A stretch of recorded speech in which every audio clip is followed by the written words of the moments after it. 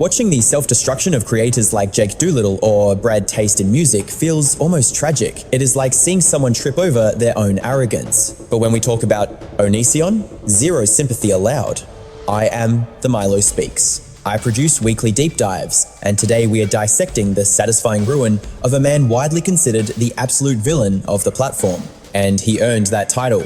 We are talking about psychological warfare that left exes with trauma, and a disturbing habit of hunting for targets way too young. The dirt on this guy is endless. I could produce a feature-length film and still barely scratch the surface of his file. Most creators would go dark after taking this much heat. Not him.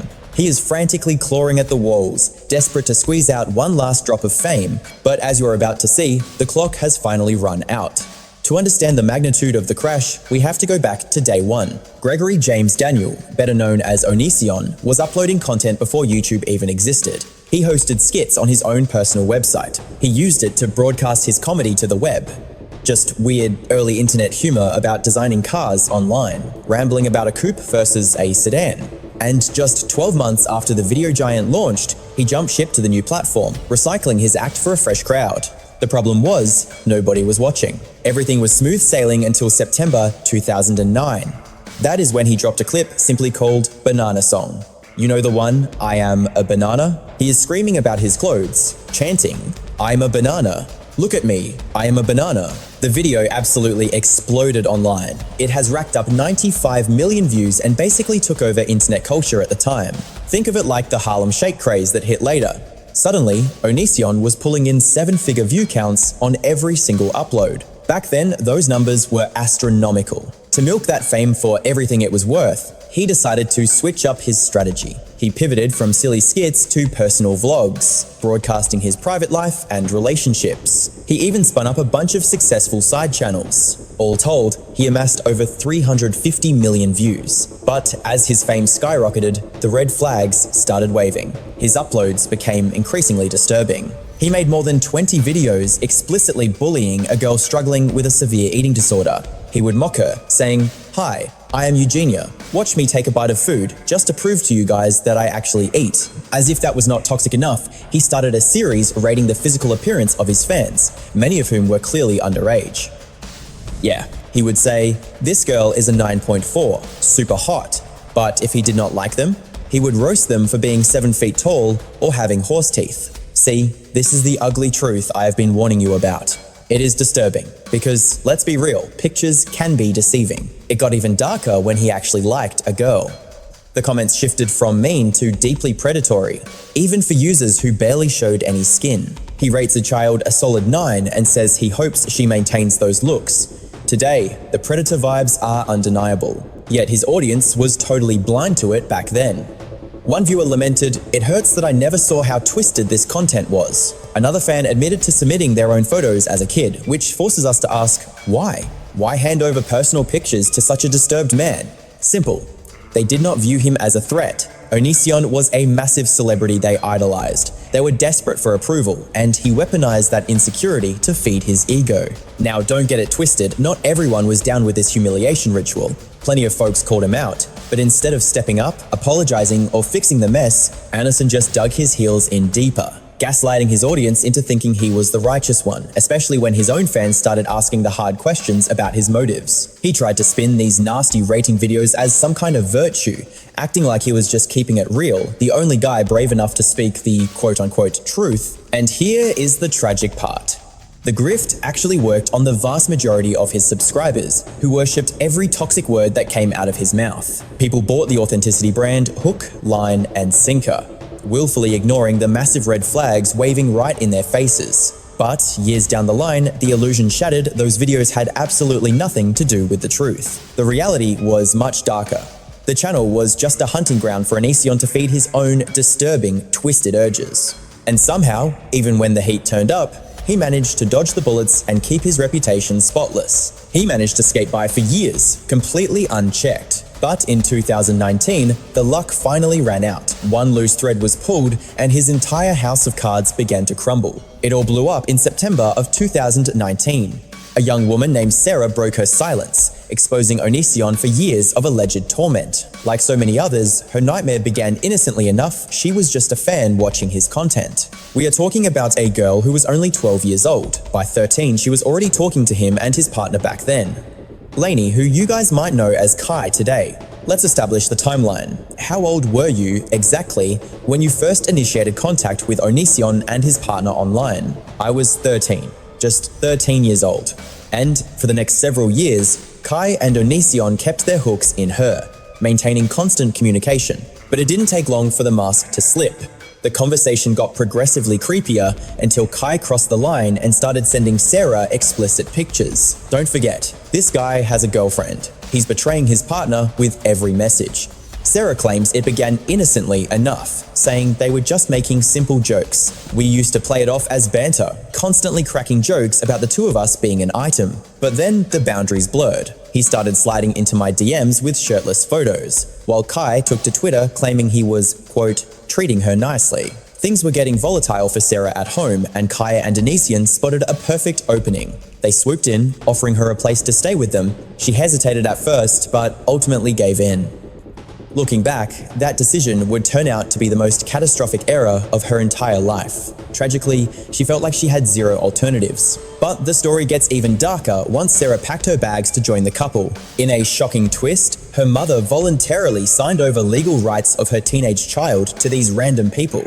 Did your mum know you were planning this? Yeah, and she didn't mind at all. She was basically just like, cool, go for it. You were just going to move out there. She sent monthly payments for my necessities, but she actually signed power of attorney over to Kai, and I moved in. That proves just how desperate her situation at home really was. Yet the nightmare was only beginning. Sarah later described being handled, quote, like a toy while living there. Simultaneously, Onision began showcasing her in his uploads, sparking immediate worry among viewers about her safety. Fans began scrutinizing their dynamic. Sarah tried to squash the rumors in a vlog, swearing that Onision bad not crossed any lines. People allege we talked about sleeping together or planned to be intimate while I was underage, but we never did that. I do not get why everyone is spreading this now and recycling old screenshots I already explained. But as she would eventually confess, make no mistake, she didn't hit record by choice. Onision coerced her into it. You can see the manipulation in the footage he uploaded. I essentially looked the audience in the eye and lied, insisting, guys, there is absolutely nothing shady going on. But behind the scenes, he was pulling the strings. He badgered me into filming that defense until I finally broke, even though every fiber of my being wanted to say no. He literally handed her a screenplay to memorize just to keep his dirty laundry hidden. But believe it or not, that was not even the darkest part of this story, because shortly after she turned 18, both Onision and Kai decided to take things to a physical level. Now, critics might say that is technically allowed by law, but let us be real, is it also gross, unethical, and a textbook case of exploitation? Absolutely. Fortunately, the internet rallied behind Sarah completely. The feedback on her confession was overwhelmingly positive, and there was this one reply that summed up the entire mess perfectly. Basically, they both slept with you 5 months after your 18th birthday, and then just kept exploiting your loyalty until they were done with you, calling them absolute trash. To which another user fired back, warning everyone to ignore the mountain of lies piling up on the Onision channel. They basically brainwashed their viewers, acting like we were the delusional ones for even suspecting predatory behavior, completely ignoring the massive public outcry. Greg and his partner went into full denial mode. Kai even released a hit piece trying to discredit Sarah, pretending like there wasn't a mountain of receipts proving she was telling the truth. He completely denied every allegation, swearing up and down that they never touched, never cuddled, and that absolutely nothing inappropriate ever took place. But those denials didn't hold water. Sarah's confession served as a massive reality check, finally forcing the internet to look at this guy's disturbing pattern of behavior. The dam had finally broken. No matter how hard he tried to bury the truth, he was powerless against the tidal wave of allegations crashing down on him. Within just a few days, 6 different women stepped into the light to share their nightmares, and every single account was more horrifying than the one before it. One name stood out above the rest, Shiloh. She was a Canadian singer who went through a level of hell that made even the previous stories look tame by comparison. You might remember her double platinum hit, Operator. Like so many others, she fell down the rabbit hole after stumbling upon his viral banana song content. She consumed his entire catalog, eventually reaching out to him directly. Once he realized a legitimate celebrity was in his inbox, He wasted no time reeling her in. He responded immediately, initiating a marathon of Skype calls. We are talking 10 hours a day, every single day, for nearly 9 months straight. This intense grooming period dominated her life throughout 2011. They were virtually inseparable online, but let's rewind to late December 2010. That is when he decided to drive out and meet her in person. Keep in mind, she was just 17 years old, while he was a grown man of 25. Before that meeting even happened, he made a calculated move that exposed exactly what he was. He specifically chose Pennsylvania as their rendezvous point solely because of the state's lower age of consent laws. As she recalled later, he explicitly told her that the situation was risky.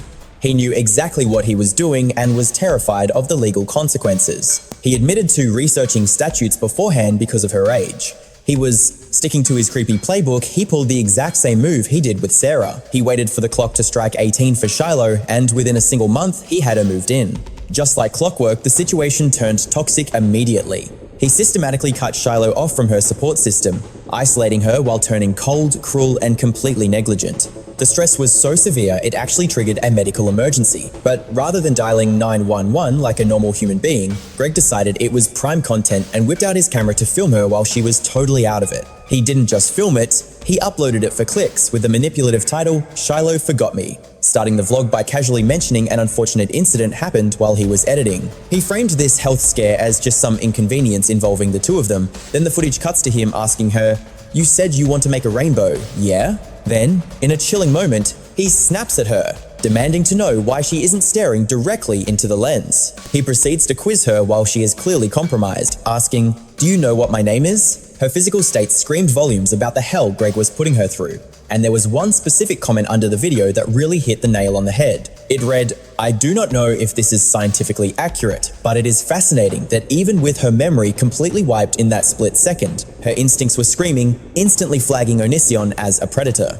You do not just wake up assuming you have been abducted unless your survival mode is fully activated." It proves his behavior was so menacing that even in a compromised state, her trauma response knew exactly what he was a danger.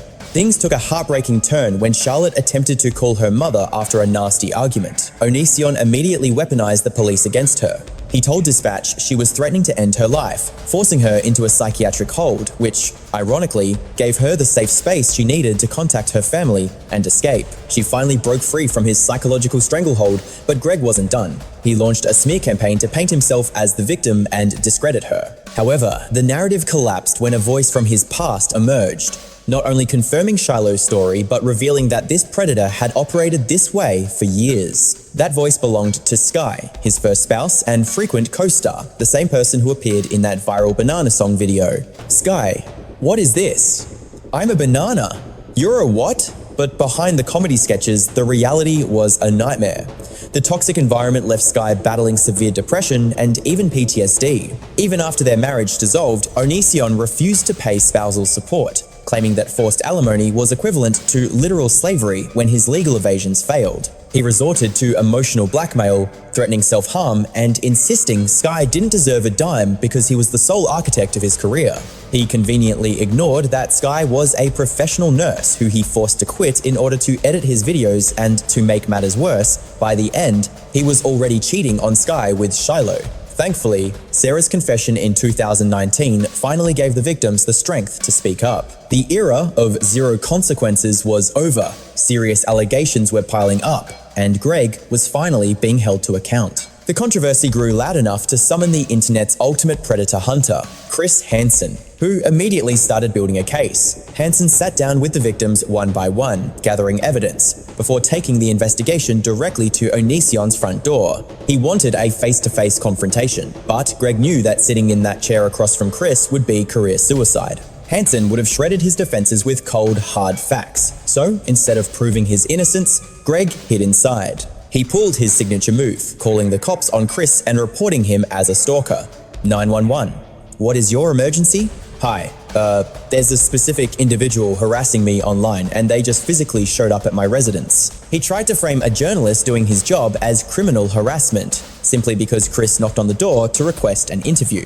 He might have avoided the hot seat that day, but the reckoning was inevitable. As his crimes hit the mainstream, the walls started closing in.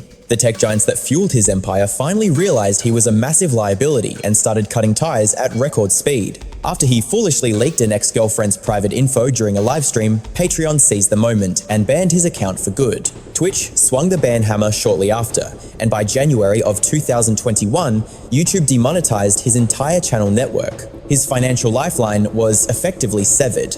Justice was served. But it begs a massive question. Why did it take over a decade for the internet to wake up? From the disturbing content to the grooming of minors, the signs were obvious. The red flags were practically neon signs. In an era where creators get cancelled for a bad tweet, how did he survive this long? How did Onision dodge the bullet for years?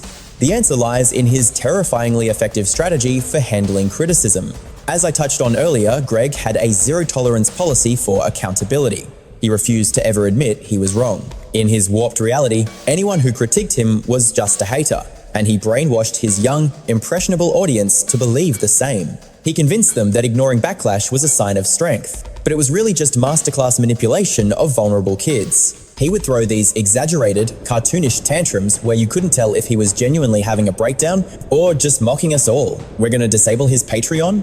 Wow, you would really do that? He also played the long game, planting seeds of doubt to immunize himself against future scandals like his video on fake screenshots. It was a calculated move to give himself an out when real evidence inevitably surfaced. The biggest thing ruining lives right now? Fake texts.